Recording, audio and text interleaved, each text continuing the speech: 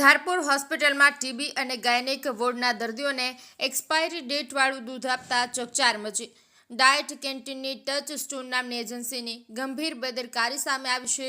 પાટણ સમીપની ધારપુર હોસ્પિટલમાં અવારનવાર વિવિધ પ્રકારના વિવાદમાં આવતી રહે છે, ત્યારે રવિવારે વધુ એક વખત ધારપુર હોસ્પિટલના ડાયટ કેન્ટીનની ટચ સ્ટોન નામની એજન્સીની ગંભીર બેદરકારી સામે આવતા ચકચાર મચી જવા પામી છે।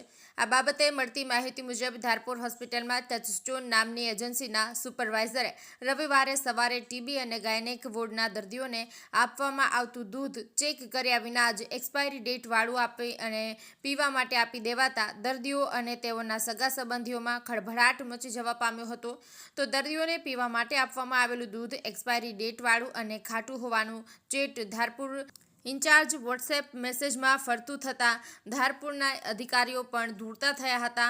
આ બાબતે ટચ સ્ટોન નામની એજન્સીના સુપરવાઇઝરને એક્સપાયરીવાળું દૂધ આપવા બાબતે પૂછતા સુપરવાઇઝરે ઉડાવ જવાબ આપી આ બાબતે કંઈ પણ બોલવાની ના પાડી હતી। તો મીડિયાની ટીમ ધારપુર હોસ્પિટલ પહોંચે તે પહેલાં જ એક્સપાયરી ડેટવાળું દૂધ સગે વગે કરી દેવામાં આવ્યું હતું।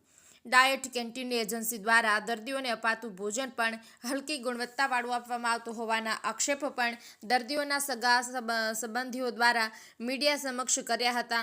ધારપુર મેડિકલ કોલેજમાં ડાયટ કેન્ટીનનો ટચ સ્ટોન નામની એજન્સીની કોઈ પણ કોન્ટ્રાક્ટ કર્યા વિના ઊંચા ભાવે કોન્ટ્રાક્ટ આપી દેવાયો હોવાનું હોસ્પિટલમાં ફરજ બજાવતા કેટલાક કર્મચારીઓએ પોતાનું નામ જાહેર નહીં કરવાની શરતે મીડિયાને જણાવ્યું હતું। રવિવારે બનેલા એક્સપાયરી ડેટવાળા દૂધ મામલે ધારપુર હોસ્પિટલના આરએમઓ ડૉક્ટર રમેશભાઈ પ્રજાપતિએ ટેલિફોનિક વાતચીત કરતા જણાવ્યું હતું કે આ મામલે એજન્સીને નોટિસ આપી તપાસ કરીને તેની સામે કાયદેસરની કાર્યવાહી કરવામાં આવશે। Rajubhai D Patel, Patan news. દર્દીનું દૂધ કયું આપવામાં આવ્યું છે? અત્યારે 11 તારીખનું અપાઈ ગયું હતું, મિક્સ થઈ ગયું હતું, એટલા માટે અમુક પેશન્ટને 11 તારીખનું મળી ગયું, એટલા માટે કોઈને કોઈક અસર થઈ એવું જાણવા મળ્યું છે? અસરનું એવું કંઈ કશું કંઈ કીધું નહીં, ઓફિસમાં હું જઈને આવ્યો છું। કોને મળ્યા તમે ઓફિસમાં? આ કિરણ મેડમ જે છે એમને મળીને આવ્યો। 15 જેવી છે।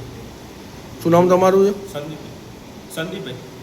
તમે ચલાવો છો? ના, એટલે કોન્ટ્રાક્ટ બીજા ભાઈનો, હું ખાલી અહીંયા રસોડા બનાવું છું। કોનું કોન્ટ્રાક્ટ છે? કોન્ટ્રાક્ટ સ્વામિનારાયણવાળા છે, અમદાવાદના ટ્રસ્ટવાળા।